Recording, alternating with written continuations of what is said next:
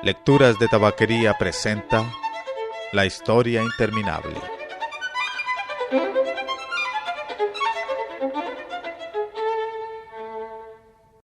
Noisako et sorbil rednaerok darnokirak oirateiporp.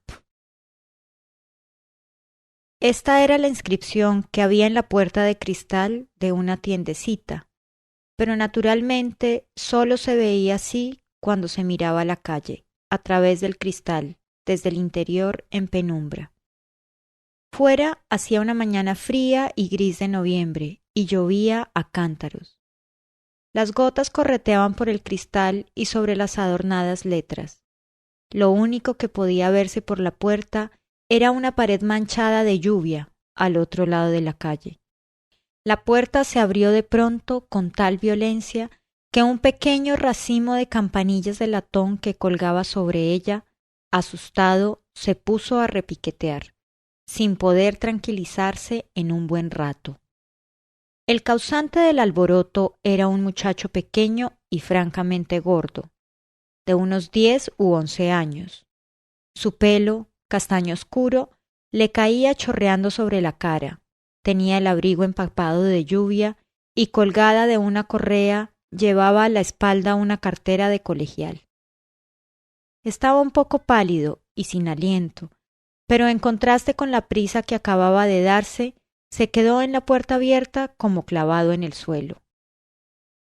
Ante él tenía una habitación larga y estrecha, que se perdía al fondo en penumbra. En las paredes había estantes que llegaban hasta el techo, abarrotados de libros de todo tipo y tamaño. En el suelo se apilaban montones de mamotretos y en algunas mesitas había montañas de libros más pequeños encuadernados en cuero cuyos cantos brillaban como el oro. Detrás de una pared de libros tan alta como un hombre, que se alzaba al otro extremo de la habitación, se veía el resplandor de una lámpara. De esa zona iluminada se elevaba de vez en cuando un anillo de humo, que iba aumentando de tamaño y se desvanecía luego más arriba en la oscuridad. Era como esas señales con que los indios se comunican noticias de colina en colina. Evidentemente, allí había alguien, y en efecto el muchacho oyó una voz bastante brusca que, desde detrás de la pared de libros, decía: «Quédese pasmado dentro o fuera, pero cierre la puerta. Hay corriente». El muchacho obedeció, cerrando con suavidad la puerta. Luego se acercó a la pared de libros y miró con precaución al otro lado. Allí estaba sentado en un sillón de orejas de cuero desgastado un hombre grueso y rechoncho. Llevaba un traje negro arrugado que parecía muy usado y como polvoriento. Un chaleco floreado le sujetaba el vientre. El hombre era calvo y solo por encima de las orejas le brotaban mechones de pelos blancos. Tenía una cara roja que recordaba la de un bulldog de esos que muerden. Sobre las narices, llenas de bultos, llevaba unas gafas pequeñas y doradas, y fumaba en una pipa curva que le colgaba de la comisura de los labios torciéndole toda la boca. Sobre las rodillas tenía un libro en el que, evidentemente, había estado leyendo, porque al cerrarlo había dejado entre sus páginas el gordo dedo índice de la mano izquierda, como señal de lectura, por decirlo así.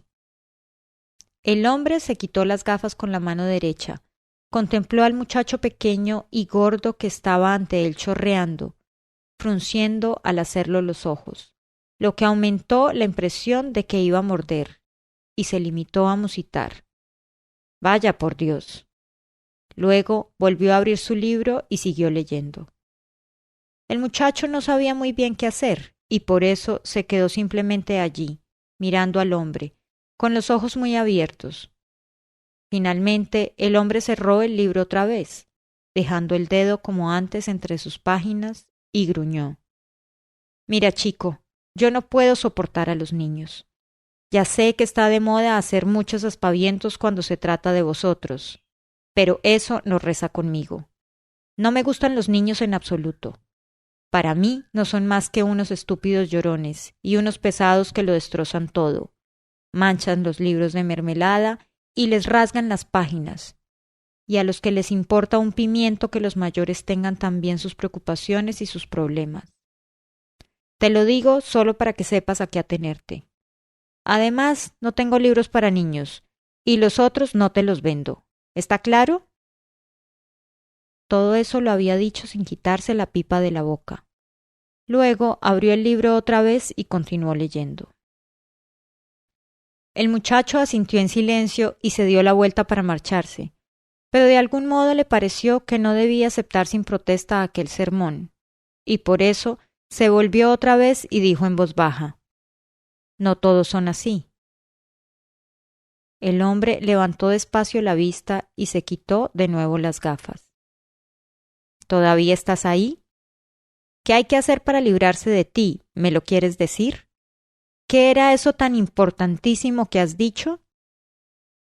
«No era importante», respondió el muchacho en voz más baja todavía. «Solo que no todos los niños son como usted dice». «Vaya». El hombre enarcó las cejas fingiendo asombro. «Entonces, tú eres sin duda una excepción, ¿no?» El muchacho gordo no supo qué responder. Solo se encogió ligeramente de hombros y se volvió otra vez para irse. «Vaya educación», oyó decir a sus espaldas aquella voz refunfuñona. «Desde luego no te sobra, porque, si no, te hubieras presentado por lo menos». «Me llamo Bastián», dijo el muchacho. «Bastián Baltasar Bux». «Un nombre bastante raro», gruñó el hombre, «con esas 3 Bs». «Bueno, de eso no tienes la culpa, porque no te bautizaste tú. Yo me llamo Karl Conrad Coriander». «3 Ks», dijo el muchacho seriamente. Refunfuñó el viejo. «Es verdad». Lanzó unas nubecillas de humo. «Bueno, da igual cómo nos llamemos, porque no nos vamos a ver más. Ahora solo quisiera saber una cosa, y es por qué has entrado en mi tienda con tanta prisa». Daba la impresión de que huías de algo. ¿Es cierto? Bastián asintió. Su cara redonda se puso de pronto un poco más pálida, y sus ojos se hicieron aún mayores. «Probablemente habrás asaltado un banco», sugirió el señor Coriander. «O matado a alguna vieja, o alguna de esas cosas que hacéis ahora. ¿Te persigue la policía, hijo?» Bastián negó con la cabeza. «Vamos, habla», dijo el señor Coriander. «¿De quién huyes?» «De los otros». «¿De qué otros?» «Los niños de mi clase. Porque no me dejan en paz». «¿Qué te hacen?» «Me esperan delante del colegio». «¿Y qué?» «Me llaman cosas, me dan empujones y se ríen de mí». «¿Y tú te dejas?» El señor Coriander miró al muchacho un momento con desaprobación y preguntó luego: «¿Y por qué no les partes la boca?» Bastián lo miró asombrado. «No, no quiero. Además, no soy muy bueno boxeando». «¿Y qué tal la lucha?», quiso saber el señor Coriander. «Correr, nadar, fútbol, gimnasia. ¿No se te da bien nada de eso?» El muchacho dijo que no con la cabeza. «En otras palabras», dijo el señor Coriander, «que eres un flojucho, ¿no?» Bastián se encogió de hombros. «Pero hablar sí que sabes», dijo el señor Coriander. «¿Por qué no les contestas cuando se meten contigo?» «Ya lo hice una vez». «¿Y qué pasó?» «Me metieron en un cacharro de basura y ataron la tapa. Estuve 2 horas llamando hasta que me oyó alguien». Refunfuñó el señor Coriander. «Y ahora ya no te atreves». Bastián asintió. «O sea», dedujo el señor Coriander, «que además eres una gallina». Bastián bajó la cabeza. «Y seguramente un pelota también, ¿no? El mejor de la clase con todos sobresalientes y enchufado con todos los profesores, ¿verdad?» «No», dijo Bastián conservando la vista baja. «El año pasado se me cargaron». «¡Santo cielo!», exclamó el señor Coriander. una nulidad en toda la línea. Bastián no dijo nada, solo siguió allí, con los brazos colgantes y el abrigo chorreando. ¿Qué te llaman para burlarse de ti? No sé, todo lo que se les ocurre. Por ejemplo, gordo gordote, sentado en un bote. Si el bote se hunde, el gordo se funde. Bueno está que abunde. No es muy ingenioso, opinó el señor Coreander. ¿Y qué más? Bastián titubeó antes de hacer una enumeración. Chiflado, bólido, cuentista, bolero. ¿Chiflado? ¿Por qué? Porque a veces hablo solo. ¿De qué, por ejemplo? Me imagino historias, invento nombres y palabras que no existen y cosas así. ¿Y te lo cuentas a ti mismo? ¿Por qué? Bueno, porque no le interesa a nadie. El señor Coreander se quedó un rato en silencio, pensativo. ¿Qué dicen de eso tus padres? Bastián no respondió enseguida. Solo al cabo de un rato musitó. Mi padre no dice nada, nunca dice nada, le da todo igual. ¿Y tu madre? No tengo. ¿Están separados tus padres? No, dijo Bastián. Mi madre está muerta. En aquel momento sonó el teléfono. El señor Coreander se levantó con cierto esfuerzo de su sillón y entró arrastrando los pies en una pequeña habitación que había en la parte de atrás de la tienda. Descolgó el teléfono y Bastián oyó confusamente cómo el señor Coreander pronunciaba su nombre. Luego la puerta del despacho se cerró y solo pudo oír un murmullo apagado. Bastián se puso en pie sin saber muy bien lo que le había pasado ni por qué había contado y confesado todo aquello. Le molestaba que le hicieran preguntas. De repente se dio cuenta con horror de que iba a llegar tarde al colegio. En verdad tenía que darse prisa, correr. Pero se quedó donde estaba, sin poder decidirse. Algo lo detenía, no sabía qué.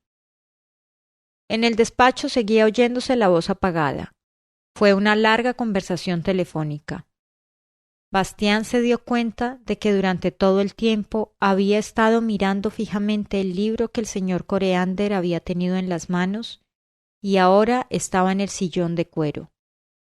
Era como si el libro tuviera una especie de magnetismo que lo atrajera irresistiblemente.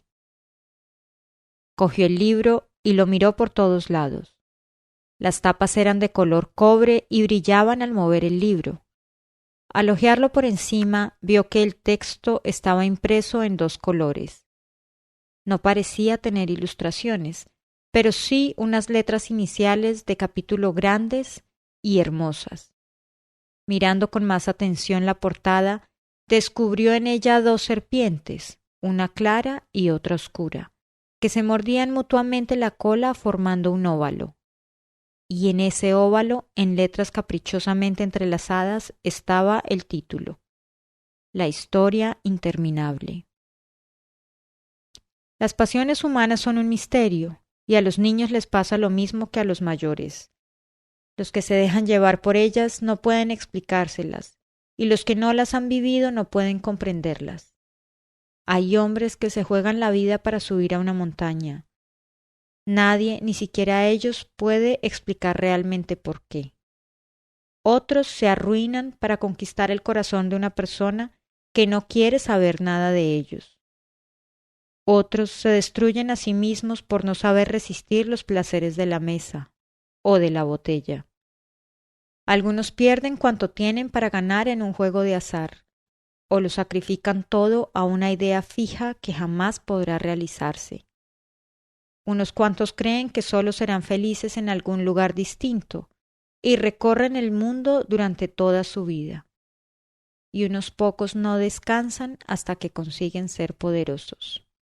En resumen, hay tantas pasiones distintas como hombres distintos hay. La pasión de Bastián Baltasar Bux eran los libros.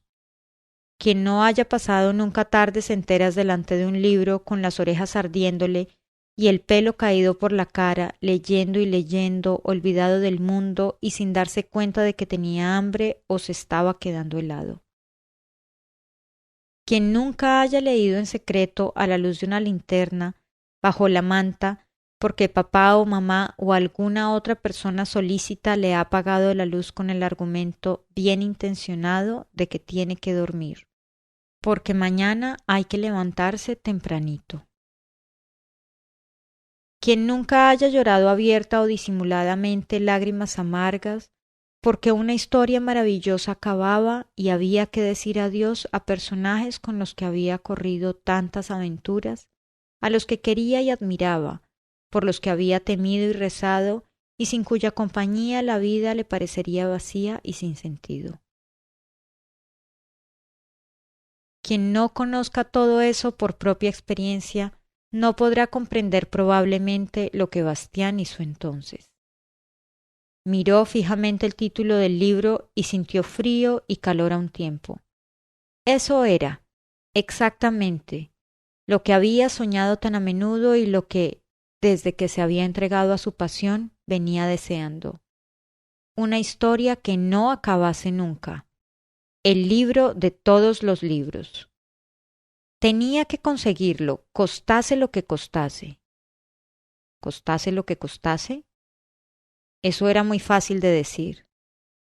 Aunque hubiera podido ofrecerle más de los 3 marcos y 50 pfennig que le quedaban de su paga, aquel antipático señor Coreander le había dado a entender con toda claridad que no le vendería ningún libro, y desde luego no se lo iba a regalar. La cosa no tenía solución. Y sin embargo, Bastián sabía que no podría marcharse sin el libro. Ahora se daba cuenta de que precisamente por aquel libro había entrado allí, de que el libro lo había llamado de una forma misteriosa, porque quería ser suyo, porque en realidad le había pertenecido siempre. Bastián escuchó atentamente el murmullo que, lo mismo que antes, venía del despacho. Antes de darse cuenta de lo que hacía, se había metido muy deprisa el libro bajo el abrigo y lo sujetaba contra el cuerpo con ambos brazos. Sin hacer ningún ruido, se dirigió a la puerta de la tienda andando hacia atrás y mirando entre tanto temerosamente a la otra puerta, la del despacho. Levantó el picaporte con cautela. Quería evitar que las campanillas de latón sonaran y abrió la puerta de cristal solo lo suficiente para poder deslizarse por ella. Silenciosa y cuidadosamente cerró la puerta por fuera. Y solo entonces comenzó a correr. Los cuadernos, los libros del colegio y la caja de lápices saltaban y tableteaban en su cartera al ritmo de sus piernas. Le dio una punzada en el costado, pero siguió corriendo. La lluvia le resbalaba por la cara, metiéndosele por el cuello. El frío y la humedad le calaban el abrigo, pero Bastián no lo notaba. Sentía calor, y no era solo de correr. Su conciencia, que antes en la tienda no había dicho «esta boca es mía», se había despertado de repente. Todas las razones que habían sido tan convincentes le parecieron de pronto totalmente increíbles y se fundieron como monigotes de nieve bajo el aliento de un dragón. Había robado. Era un ladrón. Lo que había hecho era peor incluso que un robo corriente. Aquel libro era seguramente un ejemplar único e insustituible. Sin duda, había sido el mayor de los tesoros del señor Coreander.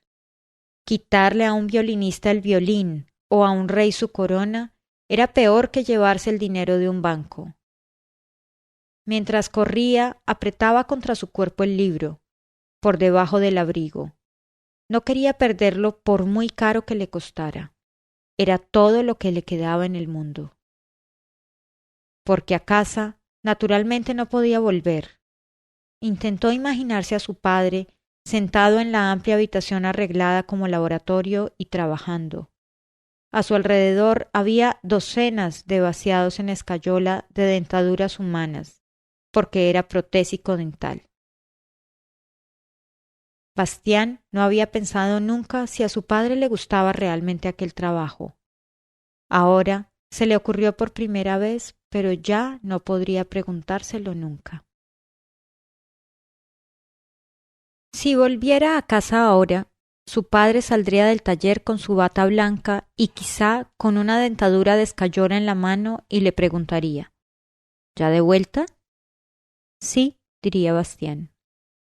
¿No hay colegio hoy? Bastián vio ante sí la cara tranquila y triste de su padre y se dio cuenta de que le sería imposible mentir, pero tampoco podía decirle la verdad. No, lo único que podía hacer era marcharse, a cualquier parte, muy lejos. Su padre no debía saber nunca que su hijo se había vuelto ladrón. Y quizá ni se diera cuenta de que Bastián no estaba allá. La idea resultaba incluso un tanto consoladora. Bastián había dejado de correr. Ahora andaba despacio y al final de la calle vio el edificio del colegio. Sin darse cuenta, había tomado su camino habitual. La calle le pareció vacía, aunque había personas aquí y allá. Pero a quien llega tarde al colegio, el mundo que lo rodea le parece siempre muerto. De todas formas, le daba miedo el colegio, escenario de sus fracasos diarios. Le daban miedo los profesores, que le reñían amablemente o descargaban sobre él sus iras. Miedo los otros niños que se reían de él y no perdían oportunidad de demostrarle lo torpe y lo débil que era. El colegio le había parecido siempre como una pena de prisión larguísima, que duraría hasta que creciera y que él tenía que cumplir con muda resignación. Pero cuando iba ahora por sus pasillos llenos de ecos que olían a cera de pisos y a abrigo mojado, cuando el siniestro silencio de la casa le taponó de pronto los oídos como un trozo de algodón, y cuando finalmente estuvo delante de la puerta de su clase, pintada del mismo color espinaca seca que las paredes, comprendió que tampoco allí se le había perdido nada. Tenía que irse, y lo mejor era hacerlo ya. ¿Pero a dónde? Bastián había leído en los libros historias de muchachos que se enrolan en un buque y se van a correr mundo para hacer fortuna. Algunos se hacían también piratas o héroes, y otros volvían ricos a su patria unos años más tarde, sin que nadie sospechase quiénes eran. Pero una cosa así no se atrevía a hacerla Bastián. Ni siquiera podía imaginarse que lo aceptaran como grumete. Además, no tenía la menor idea de cómo llegar a un puerto donde hubiera buques apropiados para esas arriesgadas empresas. Entonces, ¿a dónde? Y de pronto se le ocurrió el lugar adecuado, el único en donde, por lo menos, de momento, no lo buscarían y encontrarían. El desván era grande y oscuro. Olía a polvo y naftalina. No se oía ningún ruido, salvo el suave tamborileo de la lluvia sobre las planchas de cobre del gigantesco tejado. Fuertes vigas, ennegrecidas por el tiempo, salían a intervalos regulares del entarimado, uniéndose más arriba a otras vigas del armazón del tejado y perdiéndose en algún lado en la oscuridad.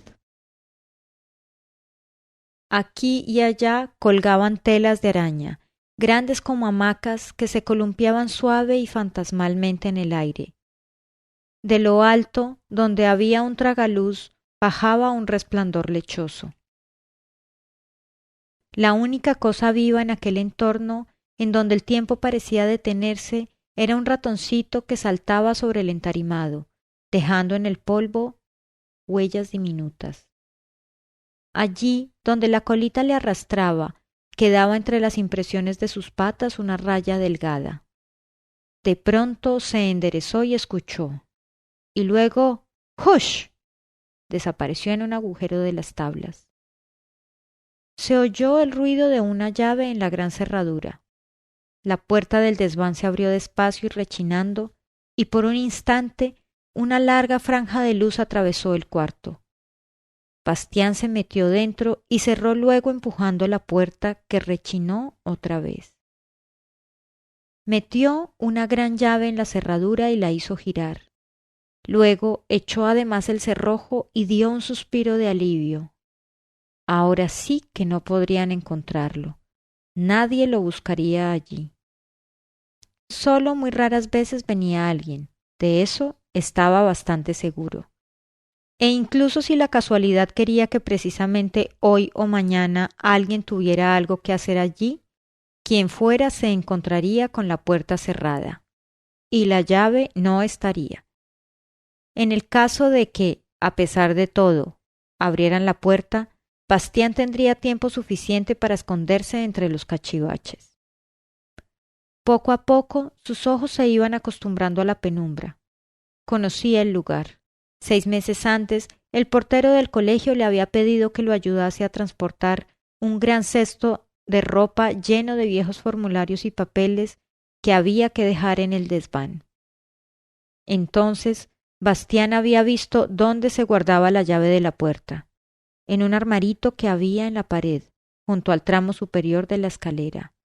Desde entonces no había vuelto a pensar en ello, pero ahora se había acordado otra vez. Bastián comenzó a tiritar, porque tenía el abrigo empapado y allí arriba hacía mucho frío. Por de pronto tenía que buscar un lugar en donde ponerse un poco más cómodo. Al fin y al cabo, tendría que estar allí mucho tiempo. ¿Cuánto? En eso no quería pensar de momento, ni tampoco en que pronto tendría hambre y sed. Anduvo un poco por allí.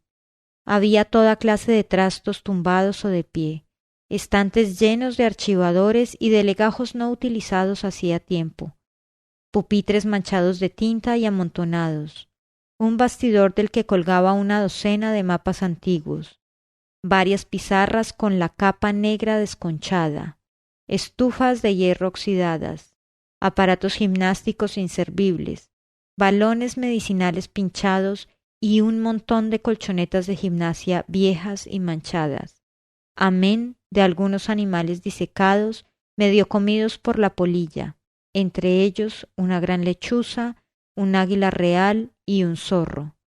Toda clase de retortas y probetas rajadas, una máquina electrostática, un esqueleto humano que colgaba de una especie de armario de ropa y muchas cajas y cajones llenos de viejos cuadernos y libros escolares. Bastián se decidió finalmente a hacer habitable el montón de colchonetas viejas. Cuando uno se echaba encima, se sentía casi como en un sofá. Las arrastró hasta debajo del tragaluz, donde la claridad era mayor. Cerca había apiladas unas mantas militares de color gris, desde luego muy polvorientas y rotas, pero plenamente aprovechables. Bastián las cogió, se quitó el abrigo mojado y lo colgó junto al esqueleto en el ropero. El esqueleto se columpió un poco, pero a Bastián no le daba miedo. Quizá porque estaba acostumbrado a ver en su casa cosas parecidas. Se quitó también las botas empapadas. En calcetines se sentó al estilo árabe sobre las colchonetas y como un indio se echó las mantas grises por los hombros. Junto a él tenía su cartera y el libro de color cobre. Pensó que los otros, en la clase de abajo, debían de estar dando precisamente lengua. Quizá tuvieran que escribir una redacción sobre algún tema aburridísimo. Bastián miró el libro. Me gustaría saber, se dijo, qué pasa realmente en un libro cuando está cerrado. Naturalmente, dentro hay solo letras impresas sobre el papel, pero sin embargo, algo debe de pasar, porque cuando lo abro aparece de pronto una historia entera. Dentro hay personas que no conozco todavía, y todas las aventuras, hazañas y peleas posibles. Y a veces se producen tormentas en el mar o se llega a países o ciudades exóticos. Todo eso está en el libro de algún modo. Para vivirlo hay que leerlo, eso está claro. Pero está dentro ya antes. Me gustaría saber de qué modo. Y de pronto sintió que el momento era casi solemne. Se sentó derecho, cogió el libro, lo abrió por la primera página y comenzó a leer. La historia interminable.